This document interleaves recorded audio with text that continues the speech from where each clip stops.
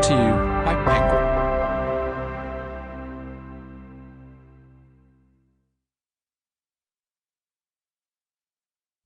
God of Vengeance by Giles Kristian. Read by Philip Stevens. Prologue. AD 775, Arvaldsnes, Norway. The woods were silent, but the men were not. They progressed slowly and with care. No sudden movements. Round-shouldered like wolves, heads pulled in, eyes half closed so that their whites would not betray them. And yet, every other footfall snapped a twig or disturbed the pine litter, making the guilty one curse inwardly and hold still as a rock to see if the bull elk would bolt. For now, at least, the creature stood upwind and unaware. Its hide dappled pale gold in the late morning sunlight, threading through the trees. 3 hunters had broken off from the group, 2 men and a boy, and all of them carrying spears.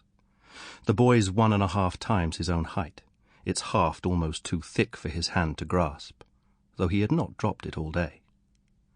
If he had learnt anything in his 7 years, it was that you did not drop your spear in woods where boar might be foraging, or where an injured wolf might linger. You especially did not drop it in front of your father or the king, no matter how white your knuckles or how much your fingers ached.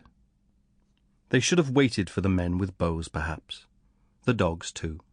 But kings and jarls were not good at waiting, and now the king turned around and grinned at the boy, putting a thick finger to his lips, his copper beard bristling in the breeze. Then he gestured to the boy's father to skirt round to the right of the glade, and the boy knew this was doing his father a great honour, and pride bloomed hot in his chest. For once the king made to cast his spear, the elk would sense it, and take off eastward, and Jarl Harold would hurl his own spear and bring the creature down.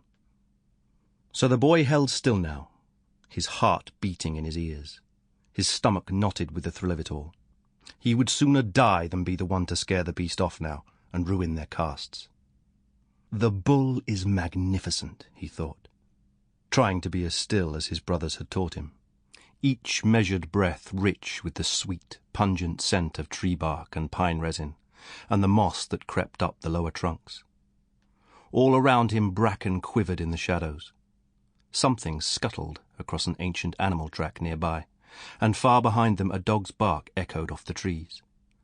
But the boy kept his eyes on the elk, hoping his gaze could somehow hold it there, as though his eyes could bind the beast to the spot, as Gleipnir, the dwarf-forged chain, had held the mighty wolf. Then, shielding the gesture with his own body, the king waved a hand at the boy behind him, inviting him to be the one to throw the first spear. The boy blinked, swallowed. They had been out since before dawn, and this was the first worthy prey they had found, and now he would have the honour of casting first. And if there was another thing he had learnt in his 7 years, it was that you did not miss when a man with a torque at his neck the thickness of your wrist invited you to launch your spear.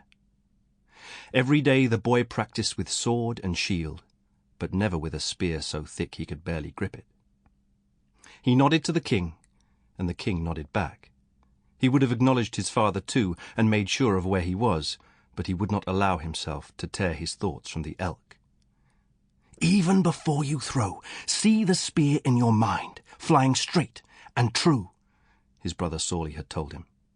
And no doubt Sorli had been told it by Sigmund, who had heard it from Thorvald, which was the way of it with brothers. "See the spear pass through the elk's flesh and drive into its heart. Only when you have spun this picture in the eye of your mind should you make the throw." And so the boy spun the picture of it now, as he eased his leading foot forward, making up ground and preparing to put all of his 7 years behind the throw.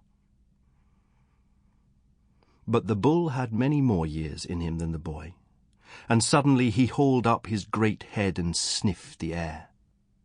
He was a giant, over 7 feet tall at the shoulder, and then there was his great head and the antlers, which themselves spanned a distance much greater than the boy's height. Sample complete. Ready to continue?